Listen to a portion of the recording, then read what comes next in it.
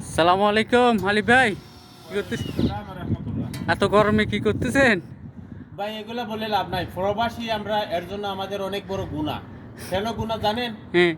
আমরা যদি নাচন নুচনের ভিডিও করতাম তাহলে ওই আমাদের ভিডিওটা ভাইরাল হতো। আর আমরা যে কাজ করি, এত কষ্ট করে ফেসবুকে শেয়ার করি, টিকটকে শেয়ার করি, ইউটিউবে শেয়ার করি, কেউ দেখে না। আমাদের ভিডিও কখনো ভাইরাল হয় না।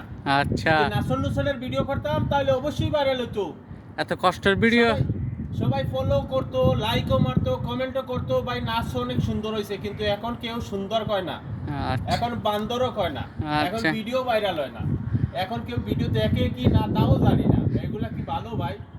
ভাই আমরা প্রবাসী, এত রোদের মধ্যে এত কষ্ট করে কাজ করি, আমাদের কাজগুলা কি আপনাদের আপনাদের কি একটুকু দুঃখ দরদ নাই? একটুকু কি ভালো লাগে না? ভালো লাগলে একটু শেয়ার করেন, সাবস্ক্রাইব করেন, ফলো করেন, লাইক করে, লাইক করেন, কমেন্ট করেন, যেটা মন চায় এটা করেন ভাই। তারপরেও এইটা ভাইরাল করেন, এইটা ভাইরাল করে দেখেন ভাই, কত রোদ, করেন ভাই। কত রোদের মধ্যে আমরা কাজ করতেছি। নিচে দেখছেন একটু দেখা দাও কয়তালার উপরে। কয়তলার উপরে দেখেন, হ্যাঁ। 7 তলার উপরে এইগুলা দেখেন। কি ভালো?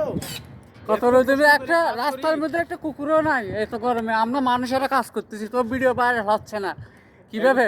এগুলা কি ভালো?